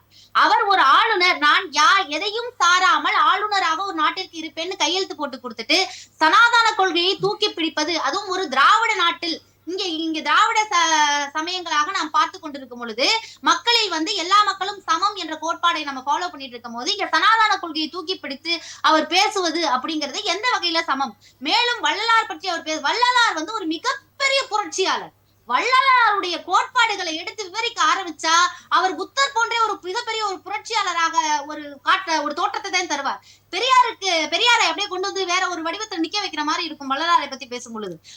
அப்படிப்பட்ட தத்துவங்களை எல்லாம் அவர் வந்து எடுத்து உரைக்கும் பொழுது அவர் வந்து அவர் ஆன்மீகத்தை வேற ஒரு வழியில தான் போதிச்சாரு தவிர நீங்க பெரியாரோட அவர் எப்படி நீங்க கனெக்ட் பண்றீங்கன்னு புரியல. அவர் வந்து உருவம் இல்லாத ஒரு வழிபாட்டை வந்து அவர் வந்து வலியுறுத்துறாரு. இல்ல, நான் பெரியார் வந்து கடவுளே இல்லன்னு சொன்னாரு, அவர் அதுல ஸ்ட்ராங்கா இருந்தாரு, எல்லாரும் சமம்னாரு. இவரும் அதே தான் சொல்றாரு, எல்லாரும் சமம், எல்லாரும் கோயிலுக்குள்ள விட்டு பிரிவினை வேணாம்னு பேசினாரு. இதுலதான் இவங்க ரெண்டு பேரும் ஒத்து போறாங்கன்னு நான் சொல்றேன். மேலும் ஆளுநர் செய்தது சரியா இல்ல ஆளுநர் செய்தது சரியா தவறாங்கிற ஒரு மிகப்பெரிய கேள்வி இருக்கு. 10 மசோதாக்கள் 4 வருடம், இது சரியா தப்பா? அப்ப மாநிலம் எப்படி செயல்படுவது, அமைச்சரவை எப்படி செயல்படுவது? அது தப்புங்கும் பொழுது அதற்கு மேல்முறையீடு பண்ணது மிகப்பெரிய ஒரு வரவேற்கத்தக்க ஒரு விஷயம் தான். மேலும் இந்த விஷயத்துல டபுள் ஸ்டாண்ட் எடுக்குது பிஜேபி தான் நான் சொல்லுவேன். மேலும் ஒன்றிய அரசு நான் சொல்றேன், 2013ல மோடி அவர்கள் முதலமைச்சராக இருக்கும் போது பிரதேஷ் சிங் ஜடேஜா என்ன பண்ணாரு, காலக்கெடு வேணும் அப்படின்னு சொல்லிட்டு அமைச்சரவையில அவர் பேசினாரு. அதே போல 2020ல குஜராத்ல இன்டர் எஸ்டேட் கவுன்சில் நடத்தினாங்க. அதுவும் பூஞ்ச் கமிட்டி ஏற்படுத்திய ஒரு இன்டர் எஸ்டேட் கவுன்சில் தான் அது. அந்த கவுன்சில்ல குஜராத்தை சேர்ந்த 25 ஸ்டேட்ஸ் எல்லாரும் ஒத்துக்கிட்டாங்க, எங்களுக்கு காலக்கெடு வேணும்னு அவங்க முன்மொழிஞ்சாங்கல்ல. அப்ப அதற்கு சப்போர்ட்டிவா இருந்த இவர்கள் தற்பொழுது தமிழ்நாடு இதற்காக போராடுகிறது என்னும் பொழுது இந்த இடத்துல நமக்கான நீதி அவங்க வாங்கி தர வேணும். ஆனா இவங்க என்ன பண்றாங்கன்னா இவங்க இது மேல ஜெயலலிதா அவர்கள் கொண்டு வரும்போது கலைஞர் அப்புறம் ஏன் எதிர்த்தாருன்ற ஒரு கேள்வி வருது இல்லையா? இல்ல, அப்ப இருக்க சூழ்நிலைகள் வேற, இப்ப இருக்க சூழ்நிலை. 10 மசோதாக்கள் கிடப்பில் போடப்பட்டிருக்கு சார். அதாவது மசோதாக்கள் போய், அதாவது நான் என்ன சொல்றேன்னா அவங்க இதுக்கு முன்னால ஃபாலோ பண்ணிருப்பாங்க. ஒண்ணு மசோதாக்களை வச்சிருப்பாங்க, இல்ல திருப்பி அனுப்பியிருப்பாங்க, இல்ல குடியரசுத் தலைவருக்கு அனுப்பியிருப்பாங்க. அப்படியாக பார்க்க ஆளுநரை பொறுத்து நிலைப்பாடு மாறுது. ஆளுநர் வந்து எந்த அளவுக்கு தன்னுடைய வேலையை சரியாக பார்க்கிறார், அவருக்கு கொடுக்கப்பட்ட வேலையை அவர் சரியாக பார்க்கிறாரா? ஓகே மேம், நான் மறுபடியும் வரேன். இப்போ ஆளுநர் வந்து சரியான சொல்லுங்க நிறைவு செய்யுங்க. அதை பொறுத்துதான் நம்ம வந்து இப்ப வந்து இதுக்கு மேல்முறையீடு பண்ணலாமா வேணாமாங்கிறத ஒரு முடிவுக்கு வர வேண்டியிருக்கு. இதுல டபுள் ஸ்டாண்ட் எடுக்கக்கூடிய பிஜேபி நிலைப்பாட பத்தியும் கண்டிப்பா தெளிவுபடுத்த வேண்டும். கண்டிப்பா அதாவது பிஜேபி வந்து டபுள் ஸ்டாண்டர்ட் எடுக்கின்றாங்க. அதே மாதிரி நிலைப்பாடுகள் ஆளுநருடைய நடவடிக்கைகளை பொறுத்து தான் இப்போ மாறுது. அப்போ வந்து ஆளுநர்கள் ஃபீஸிபிளாக இருப்பாங்க. இல்லை இப்போ உதாரணத்துக்கு சொல்ல போனால் கர்நாடகாவிலேருந்து தண்ணி பிரச்சனைக்கு பேசும்போது முன்னாடி உள்ள முதல்வர்கள் ஒரு பேச்சுவார்த்தை மூலமாகவே கொண்டு வந்தாங்க. இப்போ நம்ம ட்ரிபியூனலுக்கு போக வேண்டியிருக்கு, உச்சநீதிமன்றம் போக வேண்டியிருக்கு. So according to the persons ஓட்டு கேட்கறதுக்கு போறாரு, அங்க போய் பேச வேண்டியதானங்க. உங்களோட இண்டி கூட்டணியில தானே இருக்காங்க. இல்ல ஒரு உதாரணத்துக்கு சொல்றேன். ஸோ அத மாதிரி ஆளுநருடைய நடவடிக்கைகள் மூலமா நிலைப்பாடு சாதிச்சுக்க முடியலன்னா நிர்வாக திறனற்றவங்க தானே அர்த்தம். இந்த பக்கம் முல்லை பெரியாறு, கேரளால பிரச்சனை, அப்போ உங்களுக்கு நிர்வாக திறன் இல்ல. ஓட்டு கேட்டு போடுங்க. உங்களுக்கு செக்யூரிட்டியை பாதுகாக்க தெரியல. ஆமா, அப்ப கோயம்புத்தூர்ல குண்டு வெடிச்சதுக்கு நீங்க ஒத்துக்கிறீங்களா? உங்க முதல்வரோட கையால அதனும் ஒத்துக்கிறீங்களா? இல்ல அது கூட இது இல்ல மேம், இது வந்து ஒரு சுமதி மேம் டெல்லியில நடந்தது மட்டும் சொல்ல முடியாது. டெல்லியில ரெட் ஃபோர்ட் பக்கத்துல நடந்த ஒரு முக்கியமான இடங்கள் முன்னாடி எத்தனை 2900 கிலோக்குண்டான இது வந்து கைப்பற்றிருக்காங்க. அது மட்டும் வெடிச்சதா எவ்வளவு எத்தனை முறை தடுக்கப்பட்டிருக்கு. அதை நீங்க பாக்கணும்ல. நீங்க எல்லா இடமும் நடவடிக்கை எடுத்துக்காங்க. அதுக்கு நாங்க வந்து கை விரிச்சல, யாரையும் கை காட்டல. சிலிண்டர் வெடிச்சிச்சு நாங்க இது பண்ணல. நடந்ததுன்னு ஏத்துக்கிட்டோம். அதுக்கு யார் சம்பந்தப்பட்டவங்களே வித்தின் 24 ஹவர்ஸ்ல எல்லாரையும் அரெஸ்ட் பண்ணிருக்காங்க. நடவடிக்கை எடுத்துக்கிட்டு இருக்காங்க. புரியுதா? நாங்க அதை வந்து அந்த கேஸ் சிலிண்டர் வெடிச்சது நாங்க வந்து எங்கேயும் மடமாத்தல. சரியா? எங்க போச்சு? பாதுகாத்துதானே ஆகணும். அது உங்களுடைய பொறுப்பு இல்ல. ஆமா, நாங்க யாரையும் கை காட்டலையே. தமிழக அரசு போல அது குண்டு வெடிக்கல, சிலிண்டர் வெடிப்பு, கார் சிலிண்டர் வெடிப்புன்னு சொல்லி திசை மாத்தல, மடமாத்தல. என்ன நடவடிக்கை எடுக்கல? நீங்க டெய்லி நியூஸ் படிக்கணும். முதல்வர் மாதிரி நீங்க நியூஸ் படிக்காம நீங்க எப்படிங்க தெரியும்? டெல்லியில என்ன நடந்துருக்குன்னு பாருங்க. அதே போல அடுத்து நிலைப்பாடு பத்தி நீங்க கேட்டீங்க. எப்பவுமே திமுகவுக்கு நிலைப்பாடு அப்படிங்கிறது வந்து எப்பவுமே அவங்க தண்ணி எழுதுன எழுத்து மாதிரி தான். அண்ணா காலத்துல பிஜேபியின் கொள்கை என்ன மக்களை பொறுத்து அதை சொல்வதற்கு தெரியல. திராவிட கொள்கை என்னன்னு நீங்க சொல்லுங்க. மட்டும்தான் திராவிட சமயம்ங்கறீங்க. திராவிட சமயம் திராவிட நாடா? தமிழ்நாடு திராவிட சமயம்னா என்ன இருக்கு? இல்ல திராவிட சமயம்னா என்ன இருக்கு சொல்லுங்க, நீங்க பாப்போம்.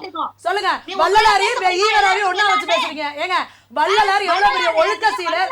அவர் வந்து சுத்த சன்மார்க்க சகோதரர் உருவாக்குனாரு. எந்த ஒரு ஒழுக்கமும் இல்லாத ஒரு ஒழுங்கீனத்தை போயிட்டு நீங்க போய் வள்ளலார் கூட கம்பேர் பண்றீங்க. ஓ புருஷன் 4 பேர் கூட போனா 4 பேர் கூட போய்க்கலாம் பேசுறீங்க. நீங்க வள்ளலார் கூட டெக்கோரம் கொஞ்சம் பேசுங்க. இல்ல பேசுறது கருத்தை தேடுங்க, கருத்தை சொல்லுங்க. அதுக்காக வந்து நீங்க வந்து கொஞ்சம் வார்த்தைகள் இல்ல அவங்க கம்பேர் பண்ணா தப்புன்னு சொல்லுங்க. அதற்காக வந்துட்டு நீங்க வார்த்தைகள் பிரயோகங்கள் கடவுளை கும்பிடுறவ அயோக்கிய பையன் சொன்னவங்கள நீங்க கொண்டு போய் வள்ளலார் கூட கம்பேர் பண்றீங்க. இல்ல அதாவது வள்ளலார் வாழும் காலம் எந்த பாயிண்ட்ல அவங்க சொல்றாங்கன்றது இருக்கு. எந்த பாயிண்ட்ல சொல்றாங்க நீங்க வேணா சொல்லலாம். எப்படி நீங்க கடவுள் மறுப்புன்ற விஷயத்தை தாண்டி பெரியார் பல கொள்கைகள் சொல்லிருக்காரு. அதுல கம்பேர் பண்றீங்க. பெரியார் அதாவது ராஜாஜி இந்தியை கொண்டு வரும்போது அதை எதிர்த்தாரு. 1965 இந்தியை கொண்டு வரும்போது எவன்டா திணிக்கிறான், துப்பாக்கி எதுக்கு இருக்கு, இந்த காலி பயிர்களை சொல்ல வேண்டியதானடா அப்படின்னு கேட்டவர்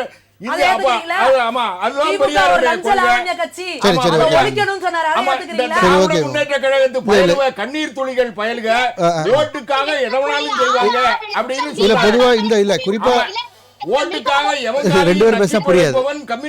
ஒரே ஒரு நிமிஷம் சுமதி மேம் அதான் சொல்லுங்க, உங்க கூட்டணியில தான் இருக்காங்க. சரி, ரெண்டு பேருமே வந்து குற்றச்சாட்டுகள் வச்சிருக்கீங்க. ராஜேஸ்வரி மேம் பதில் வாங்கிட்டு வர.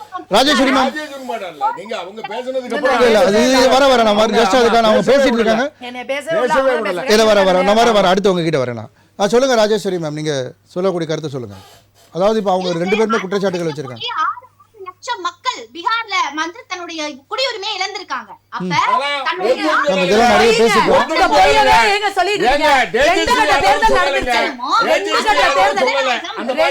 தேர்தல் முடிஞ்சிருச்சு.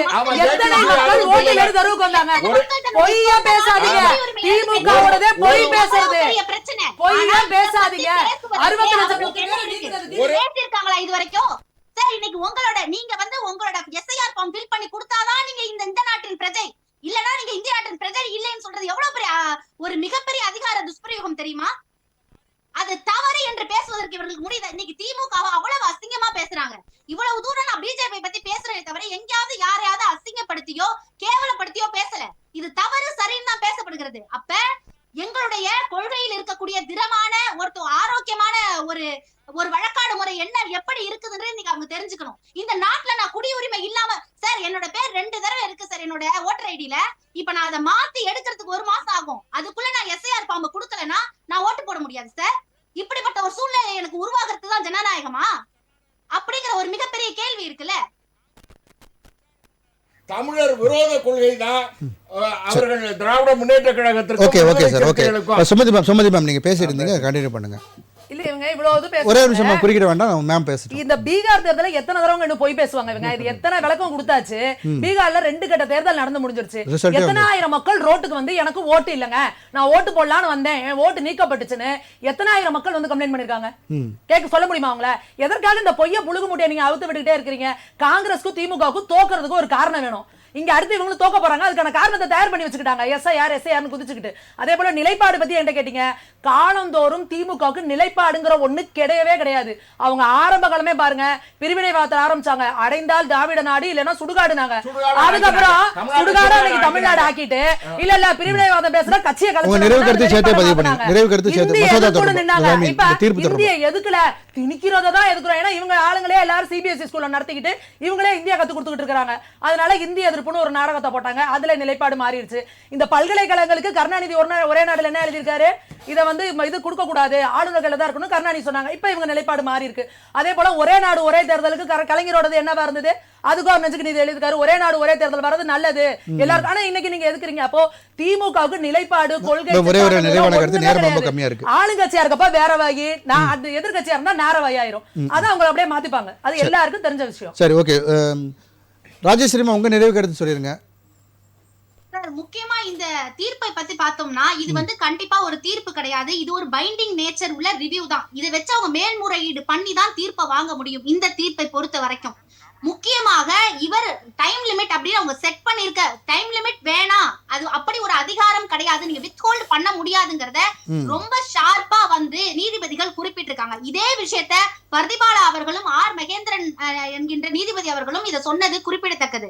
மேலும் இந்த விஷயத்துல பிஜேபி டபுள் ஸ்டாண்ட் எடுக்குது. தனக்கு வேணும்னா ஒண்ணு, தனக்கு வேணானா ஒண்ணுங்கிற நிலைப்பாட்டை பிஜேபி எடுக்குது. 2வது தடவை ஒரு மசோதாவை நம்ம மேல் அமைச்சரவையில கொண்டு வரும்பொழுது அது கண்டிப்பாக அந்த மசோதா நிறைவேற்றப்பட வேண்டும் அப்படிங்கிற ஒரு சட்டம் இருக்கும் பொழுது அதை மீறி சட்ட விரோதமாக அதை வந்து குடியரசுத் தலைவருக்கு பல முறை அனுப்பி நாட்டை வந்து செயல்பட விடாமல் தடுக்கின்றார் ஆளுநர் அப்படிங்கிறதா மிக முக்கியமான ஒரு விஷயமா இங்க பார்க்கப்பட வேண்டிய ஒண்ணு, அட்ரஸ் பண்ண வேண்டிய ஒண்ணு. திமுக நாட்டின் நம்ம தமிழ்நாட்டிற்கு தேவைப்படுகிற ஜனநாயகத்திற்கான தீர்ப்பை தான் எதிர்பார்த்து கொண்டிருக்கிறது. அது போலதான் நன்றி சார். ராமநாதன் சார் நிறைவா 2வது தடவை அதாவது நிறைவேற்றப்பட்டால் நிச்சயமாக கையெழுத்து போடணும் அப்படின்னு சொன்னா, இப்ப நீட்டு எடுத்துக்கோங்க.